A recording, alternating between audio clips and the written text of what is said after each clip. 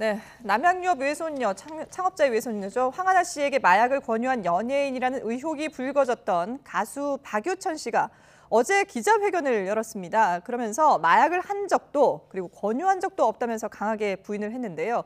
네, 기자회견 모습 보고 오시겠습니다.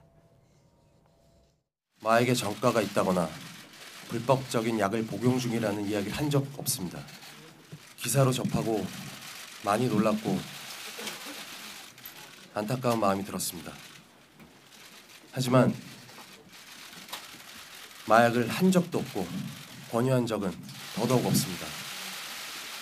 다시 시작할 수 있다는 생각을 했다가도 그냥 죽어버리고 싶다는 생각에 사로잡히기도 하고 정신과에서 우울증 치료를 받게 되었고 처방된 수면제로 겨우 잠들고 그렇게 하는 날들이 많았습니다.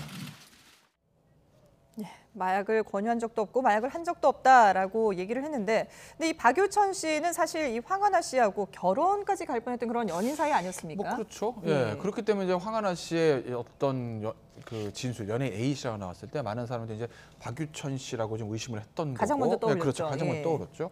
그러니까 그런 소문이 겁잡없이 퍼지니까 이제 박유천 씨가 아 나다 소문으로 나왔던 사람은, 하지만 나는 마약을 하지 않았다라고 네. 이제 전격적으로 기자를 한 거예요. 그럼에도 불구하고 황윤아 씨는 여전히 뭐 박유천 씨를 지목을 하고 있는 것 같아요. 예. 근데 이거는 뭐 진실 공방 문제도 아니고 이건 굉장히 심플하게 밝혀질 수 있습니다. 왜냐하면 이게 뭐 성범죄 같으면 진실 공방, 누구의 피해자 진술이 맞아, 가해자로 지목된 사람이 진술이 맞아, 이 진술의 신빙성 다툼이 생기는데 네. 이 마약은 심플합니다. 마약 검사를 하면 그럼요. 되니까요. 예. 그러니까 박유천 씨 모바일 검사, 소변 검사해서 나오면 기소. 네. 안 나오면 무혐의입니다. 이건 뭐 심플한 것이기 때문에 이건 뭐 수사가 어려운 것도 아니고 예. 그러니까 이건 뭐 곧 밝혀질 거예요. 박유천 예. 씨의 저 기자회견의 진실인 건지 황윤아 씨가 지목했던 황윤아 씨의 진술이 진실인 건지. 네네, 그렇군요. 근데 지금 박유천 씨는 앞서 기자회견에서 마약을 한 적이 없다고 5번이나 강조를 했습니다. 그러면서 이 황하나 씨에게 협박을 당했다 이런 얘기를 했어요. 네. 2016년도에 이제 박유천 씨가 개인적인 어떤 여성 4명으로부터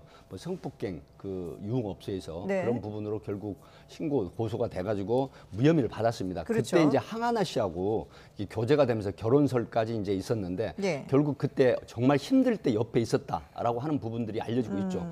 그럼에도 불구하고 황하나 씨가 경기 남부지방경찰청 마수대에 그 범죄 혐의에 적시된 걸 보면은 네. 지금 잠든 사이에 강제로 투약을 했다.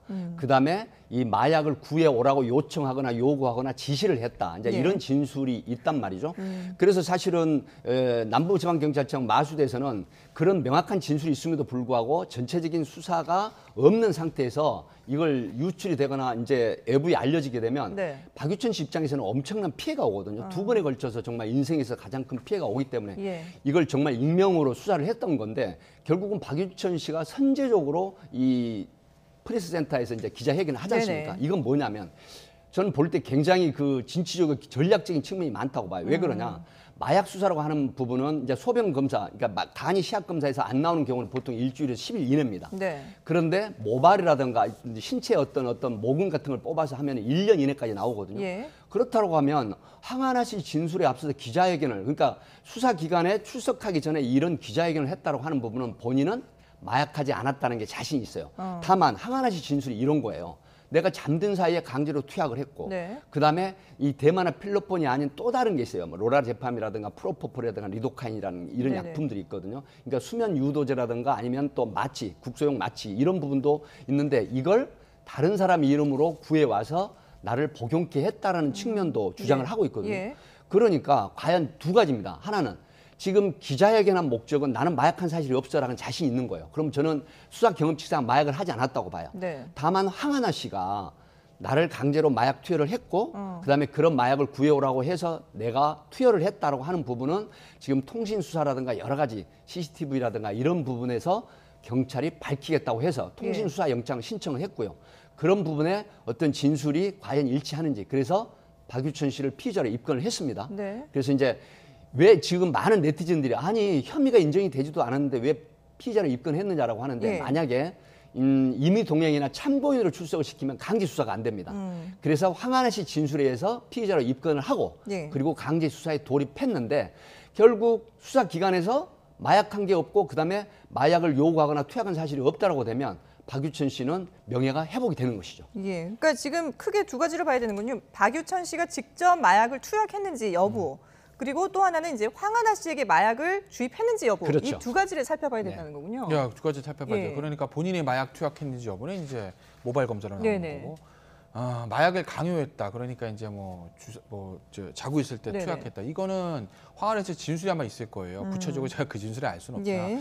뭐덜며칠 언제쯤 어디서 나랑 박유천이랑 같이 있을 때 예를 들어서 투약을 했다. 네. 이렇게 나오는 거 아니겠어요? 예. 그러니까 그때 그 장소 CCTV 본다는 거고 통신 내역을 왜 보는 거냐면 만약에 예를 들어서 2018년 크리스마스입니다 이렇게 얘기했다고 봅시다. 네. 근데 사실은 그 크리스마스라고 하면 2018년 말이라고 하면 황윤아 씨하고 박유천 씨 헤어진 다음이잖아요.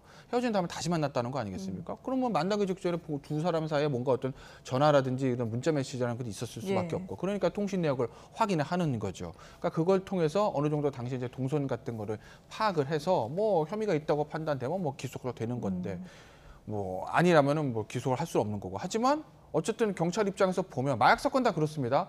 마약 투약자 한 사람이 입건돼서 누구를 지목하게 되면 결국 그 사람은 수사를 할 수밖에 없어요. 예. 그러니까 이 피의자로 입건했다고 해서 경찰 입장에 박유천 무조건 피의자고 이 사람은 구속 기소를 해야 돼가 아니라 어쨌든 피의자이고 구속된 황윤아 씨 입에서 진술이 나왔기 때문에 경찰은 절차상 피의자를 입건해서 수사를 진행할 수밖에 없습니다. 네네. 수사 진행해서다가 아니면 무혐의 처벌하면 되는 거죠. 예. 일단 박유천 씨는 어제 기자회견까지 열어서 억울하다는 입장을 밝혔는데 경찰 조사에서 과연 진실이 어떻게 드러나는지 또 계속해서 저희가 지켜보도록 하겠습니다.